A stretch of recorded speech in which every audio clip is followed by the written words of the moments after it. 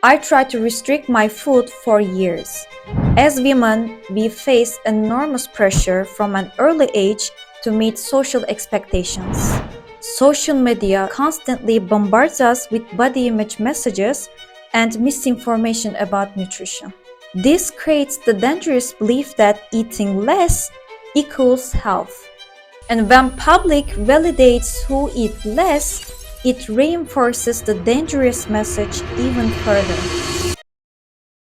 If we've never met before, hi, I am Marviceline. I'm a former lawyer turned dietitian. And yes, I went back to the college again to study nutrition and dietetics because I didn't want to become another noise in the field, but fight with misinformation as a professional. As a dietitian, I'm specializing in sport nutrition and gut health. Welcome.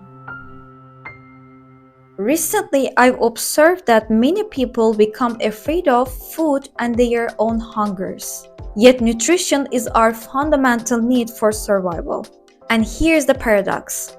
The more we promote eating less, low-calorie diets, 3-day fasts, the more we become obsessed about food and we start seeing more rates of obesity, eating disorder, and metabolic health issues. This might seem contradictory, but it's predictable.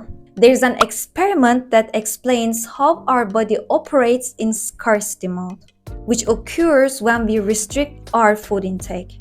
In this video, I want to go through this experiment first to showcase our body's adaptive mechanism to restriction, because I want you to understand how the body works so that you can be a scientist your own unique body and can make informed decisions. Then we will explore what you can actually do to optimize your metabolism and overall health. Let's dive in. In 1944, the Minnesota Starvation Experiment was conducted to understand the effects of starvation and the best methods for refeeding populations after World War II. For the study, 36 healthy men volunteered. The study had 3 phases: a control period where men ate normally for 3 months, a 6-month semi-starvation period where calories were cut in half to about 1,500 calories per day, and a rehabilitation phase where food was gradually reintroduced. This recovery phase took nearly 2 years for some. The results were highly interesting. During semi-starvation phase, the men experienced physical changes. They lost 25% of their body weight, their metabolism slowed by 35 to 40%, their heart rate decreased significantly, their body temperature dropped, they felt severe fatigue and weakness, they got hair loss and brittle nails. In terms of mental and behavioral changes, they become obsessed with food. They talk about it constantly, dream about it, and collected recipes. Some of them developed anxiety and depression. Some lost interest in activities they previously enjoyed. They experienced mood swings and irritability. They started to fight with each other. Some developed eating rituals and food hoarding behaviors. What happened here demonstrates our body's brilliant survival mechanism. When faced with perceived famine, the body immediately shifts into conservation mode. It slows down all non-essential functions to preserve energy for vital organs. But here's the crucial part. The body cannot distinguish between voluntary restriction versus actual starvation. Whether we're choosing to eat 1,200 calories or facing famine, our body responds exactly the same way. As you can see from this experiment, the nutrition is rooted in fundamental needs. That's why eating disorders have far more complicated outcomes than you can imagine. Survival mode affects all aspects of human experience, from hormones to scarcity mindset and characteristic behaviors. That's why I don't like what I see on social media. Low-calorie diets, cutting out food groups, obsessing about body image. These messages benefit neither metabolic nor mental health. Okay, then let's talk about the lessons we can infer from this experiment. What can we actually do to empower metabolism and ensure metabolic health?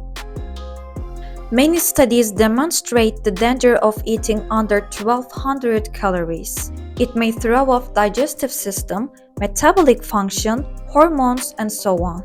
Low-calorie diets under 1200 calorie may slow down metabolism and can activate body's adaptive mechanism, aka scarcity mindset.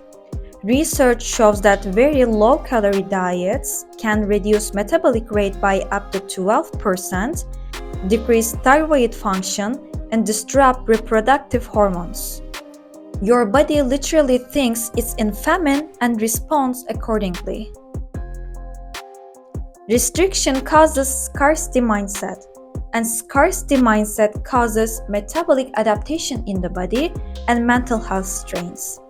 So the solution here is eating the right food in adequate amounts. Instead of trying to cut out food group or eat low calorie, try to add more of good things. It's not about eating less and shrinking your body, it's about strengthening your body with nutritious food and ramping up your metabolism so that you can go out and show up with your full potential. I've already made a video about how to increase your metabolism and you guys loved it. If you haven't watched it yet, I highly recommend. There, I illustrated the importance of body composition in detail. Now, I'm only gonna underline that increasing muscle mass while reducing body fat is the golden ticket for boosting metabolism. And this can be achieved with resistant training and adequate amount of protein.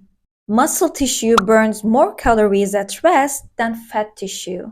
This is why in the situation of scarcity, aka low-calorie diets, body breaks down muscle and stores fat. When you focus on building lean muscle rather than a number on a scale, you're actually increasing your metabolism. This means you can eat more while maintaining or even improving your body composition. Let's recap what we learned today. The Minnesota Starvation Experiment showed us that restriction triggers adaptive mechanisms in the body, which can slow down metabolism and create food obsession.